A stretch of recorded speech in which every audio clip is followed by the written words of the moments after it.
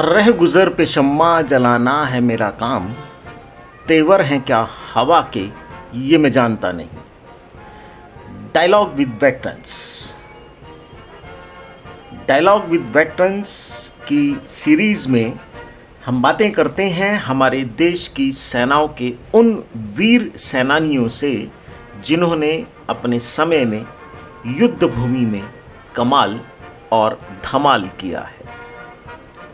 हमारी आज की कड़ी में हम बातें करेंगे मेजर जनरल बाबा जसवंत सिंह रावत से। जी, मैं उन्हीं बाबा जसवंत सिंह की बात कर रहा हूं जिन्होंने 1962 चीन युद्ध में 300 चीनी सैनिकों को अकेले मार गिराया। 72 घंटे तक अकेले ही लड़ते रहे और वीर गति को प्राप्त हुए।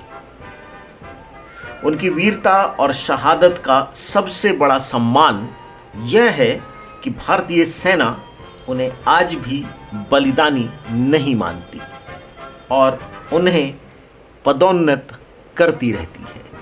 भारत की बात सुनाता हूँ। डायलॉग विद वेटरन्स की आज की हमारी इस 16वीं कड़ी में हम बात करेंगे मेजर जनरल बाबा जसवंत सिंह रावत की।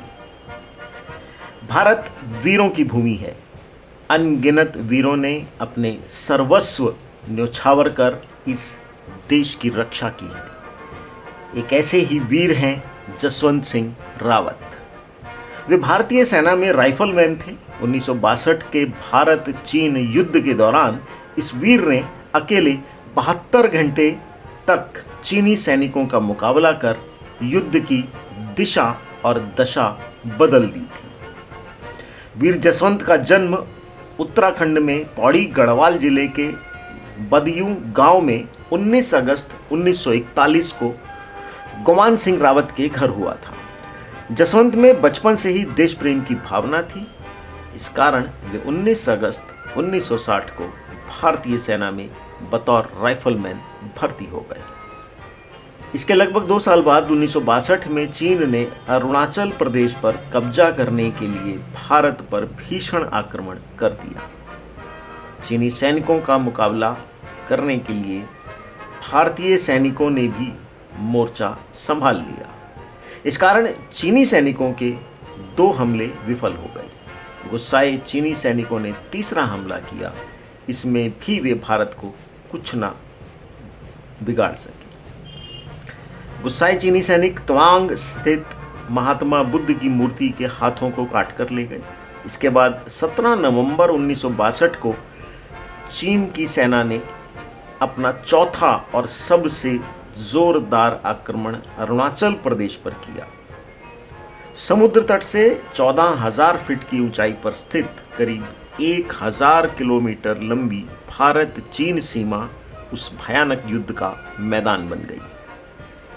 चीनी सैनिक भारत की सीमावर्ती जमीन पर कब्जा करते हुए त्वांग क्षेत्र से आगे तक पहुंच गए थे। चीनी सैनिकों के पास अत्याधुनिक हथियार थे और यही उनकी ताकत थी।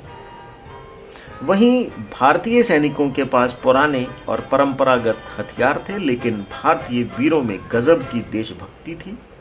यही कारण था कि भारतीय सैनिकों के सामने चीनी सैनिक बोने साबित हो रहे थे। भारतीय रणबांकुरों ने कई दिनों तक चीनी सैनिकों को रोका, लेकिन हथियार और रसद की भारी कमी होने की वजह से भारतीय सैन्य अधिकारियों ने युद्ध क्षेत्र में तैनात गढ़वाल राइफल्स को 4थी बटालियन को वापस बुलाने का आदेश दे दिया। लेकिन बदली हुई परिस्थितियों और विपरीत हालात के बावजूद गढ़वाल राइफल्स के 3 जवानों ने भारतीय चौकी छोड़कर वापस आने से मना कर दिया। ये तीनों जाबांज भारतीय सैनिक थे। राइफलमैन जसवंत सिंह, लांस नायक त्रिलोक सिंह और राइफलमैन गोपाल सिंह। इसके बाद युद्ध क्षेत्र में जो हुआ उसने इतिहास और युद्ध की दिशा ही बदल कर रख दी। ये तीनों वीर भारी गोलाबारी के बीच चट्टानों और झाड़ियों में छिपते हुए चीनी सेना के बंकर के करीब जा पहुंचे। इन लोगों ने मात्र 10 गज की दूरी से हैंड ग्रेनेड फेंककर दुश्मन सेना के कई सैनिकों को मार गिराया और उनकी मशीन गन पर कब्जा कर लिया। इसके बाद त्रिलोक और गोपाल मशीन गन को लेकर जमीन पर रेंगते हुए भारतीय खेमे में सुरक्षित पहुंचने ही वाले थे कि चीनी सेना की गोलीबारी में वीरगति को प्राप्त हो गए। गंभीर रूप से घायल होने के बाद भी जसवंत सिंह ने मशीन गन को भारतीय बंकर में पहुंचा ही दिया था। इसके बाद जसवंत सिंह ने साहस और शौर्य का अद्भुत परिचय दिया।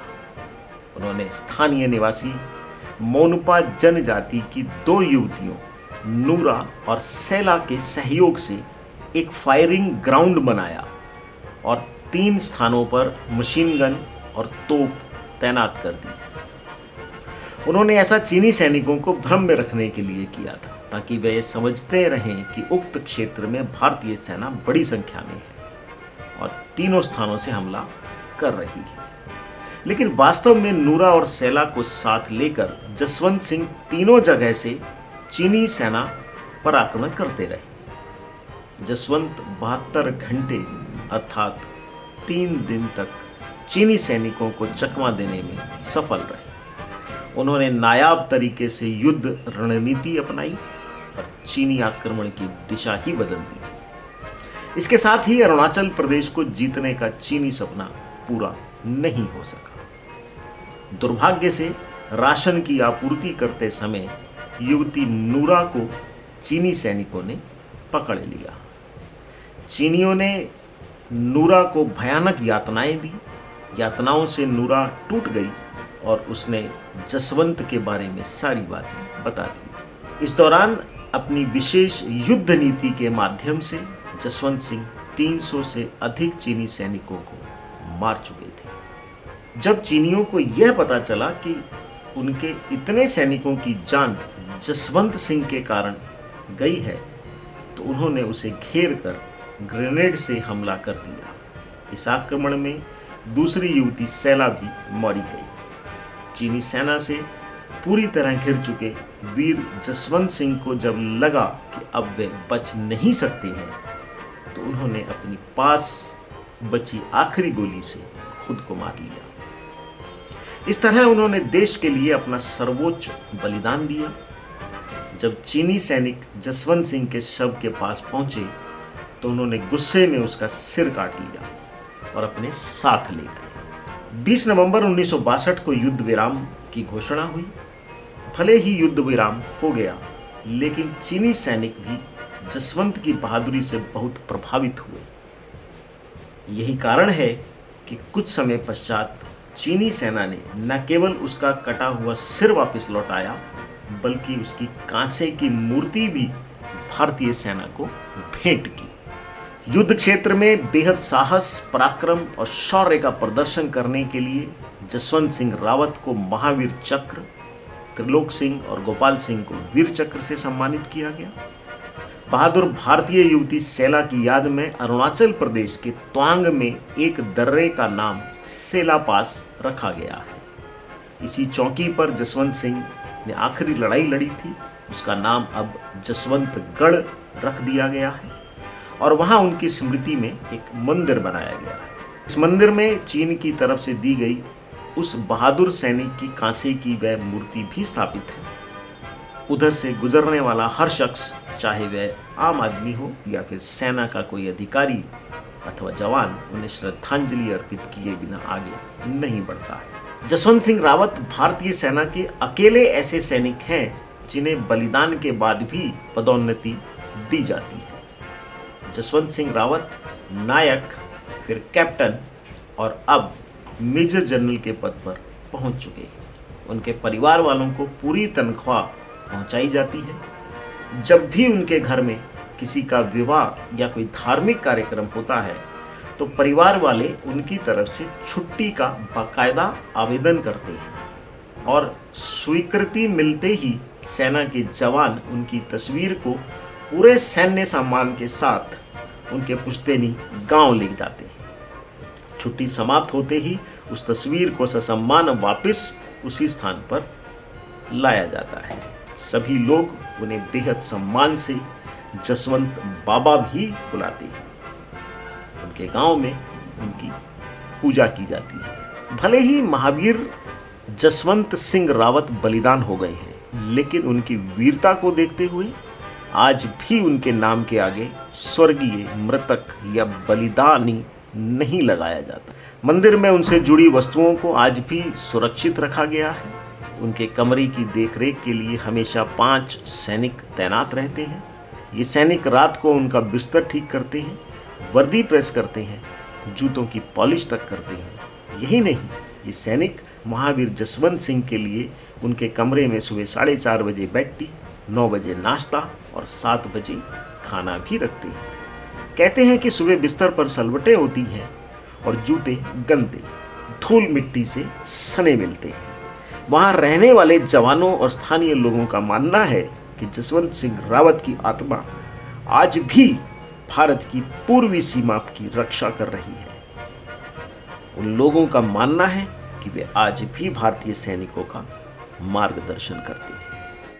जसवंत सिंह वो वीर था जो देश के लिए लड़ा, पर किसी वीर का अंत हो सकता है? नहीं। वो अवतार बनकर आज भी अरुणाचल प्रदेश की सीमा पर पहरा दे रहा है। जो लड़ा था हमारे लिए, हमारे आने वाले कल के लिए, उसने अपना आज कुर्बान कर दिया। हमारा दुर्भाग्य, हमारे एजुकेशन सिस्टम कितना बौना है कि हमें इस वीर गाथा को स्कूल में किसी ने नहीं पढ़ाया, और ना जाने ऐसे कितने ही वीर सेनानी हुए जिनके बारे में हमें बताया ही नहीं गया। हम तो सिर्फ मुगलों को ही पढ़ते रह गए। भारत की बात सुनाता हूँ। डायलॉग विद वेटरन्स में आज हम बात कर रहे थे एक ऐसे सैनिक की जो ना होकर भी आज है, मेजर जनरल बाबा जसवंत सिंह रावत। आज की कड़ी को यहीं समाप्त करते हुए आपसे आज्ञा लूंगा, और चलते चलते फिर वही आग्रह कि यदि मेरा प्रयास पसंद आए तो वीडियो को शेयर जरूर करें, सब्सक्राइब और लाइक करना ना भूलें। धन्यवाद, नमस्कार, जय हिंद।